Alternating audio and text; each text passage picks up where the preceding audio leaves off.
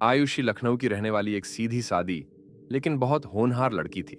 उसका सपना था कि वह पढ़ाई करके चार्टर्ड अकाउंटेंट सीए बने और अपने पैरों पर खड़ी हो।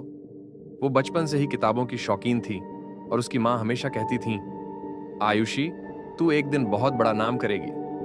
कॉलेज के दिनों में उसकी मुलाकात अंकित से हुई। अंकित भी पढ़ाई में तेज था और दोनों की सोच मिलती थी। धीरे धीरे दोस्ती प्यार में बदल गई। दोनों ने तय किया कि जब पढ़ाई पूरी होगी तब शादी करेंगे।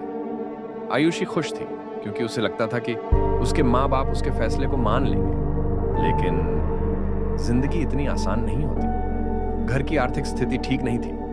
पिताजी रिटायर होने वाले थे और रिश्तेदार अक्सर ताना मारते थे, बड़ी हो गई है लड़की, जल्दी ब्याह दो वरना बाद में अच्छे रिश्ते नहीं मिलेंगे। आयुषी इन बातों को नजरअंदाज करती थी, लेकिन उसके दिल में डर भी था। कभी कभी सोचती, क्या होगा अगर माँ बाप ने मेरी बात ना मानी तो? लेकिन अंकित उसे हमेशा हौसला देता, डर मत आयुषी, हम दोनों मिलकर सब संभाल लेंगे। उसकी दुनिया खुशियों से भरी हुई थी। वो अपने सपनों में अंकित के साथ एक नया घर, नया जीवन देख रही थी, लेकिन उसे अंदाजा भी नहीं था कि आने वाले समय में उसके सपनों की नींव को हिला देने वाला तूफान आने वाला है। समय बीतता गया। आयुषी की पढ़ाई लगभग पूरी हो रही थी। वो अंकित के साथ अपने करियर और शादी के सपने बुन रही थी, लेकिन घर का माहौल बदलने लगा। एक दिन पिताजी ने डाइनिंग टेबल पर कहा, आयुषी, तुम्हारे लिए एक बहुत अच्छा रिश्ता आया है।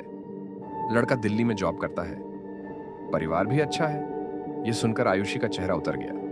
वो धीरे से बोली, पापा, लेकिन अभी मेरी पढ़ाई पूरी नहीं हुई और मेरी अपनी कुछ योजनाएं हैं। पिताजी गंभीर स्वर में बोले, बेटा, लड़कियों की उम्र निकल जाती है तो अच्छे रिश्ते मिलना मुश्किल हो जाता है।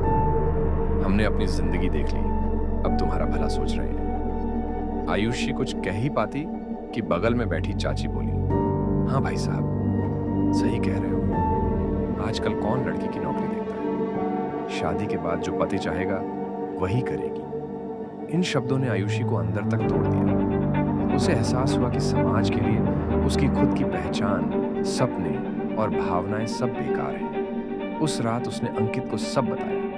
अंकित ने कहा, मैं तुम्हारे पापा से बात करूंगा। मैं उन्हें यकीन दिलाऊंगा कि हम दोनों मिलकर अच्छा भविष्य बना सकते हैं। लेकिन आयुषी डर रही थी। नहीं अंकित, पापा बहुत सख्त हैं। अगर उन्हें पता चला कि हमारा रिश्ता है तो शायद बहुत बड़ा झगड़ा हो जाएगा। दिन बीतते गए। घर में शादी की बातें बढ़ने लगीं। रिश्तेदार बार बार आते और ताने देते, लड़की बड़ी हो गई है, जल्दी करो वरना नाम खराब होगा। आयुषी हर रात रोती थी। उसके अंदर एक जंग चल रही थी, सपनों और परिवार की इज्जत के बीच। आखिर वो दिन आ गया जब पिताजी ने एकदम साफ शब्दों में कहा, आयुषी, हमने तेरी शादी तय कर दी है। अगले महीने रोका है। लड़का बहुत अच्छा है। तू हमारी इज्जत का सवाल मत बना। आयुषी जैसे पत्थर की मूर्ति बन गई। उसने मना करने की कोशिश की, लेकिन मां ने आंसू भरे आंखों से कहा, बेटा, पिताजी की हालत देखो। ज्यादा टेंशन लोगे तो उनकी सेहत बिगड़ जाएगी। हमें समाज में रहना है। उस पल आयुषी का दिल टूटा। उसके सपने, उसका प्यार, उसकी उम्मीदें सब राख हो गई। उसने अंकित को कॉल किया। उसकी आवाज कांप रही थी, अंकित, पापा ने मेरी शादी तय कर दी है। मैं कुछ नहीं कर पा रही। अंकित गुस्से में बोला, आयुषी, ये सब तुम्हारी चुप्पी की वजह से हो रहा है। तुमने कभी खुलकर खड़े होकर अपने हक के लिए आवाज क्यों नहीं उठाई? आयुषी रोते हुए बोली, मैं अपने माँ बाप के खिलाफ नहीं जा सकती अंकित।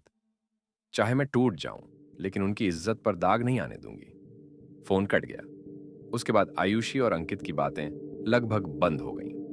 भाग 4, शादी और दर्द।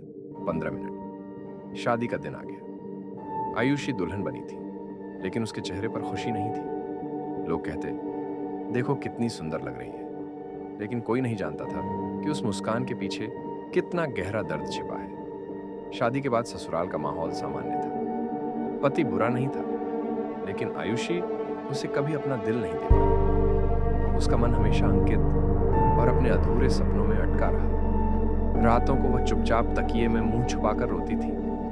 कभी अपने कमरे की खिड़की से आसमान की तरफ देखती और सोचती, काश मैं भी अपने सपनों और प्यार को जी पाती। धीरे धीरे उसने सब स्वीकार कर लिया, लेकिन उसका दिल हमेशा खाली रहा।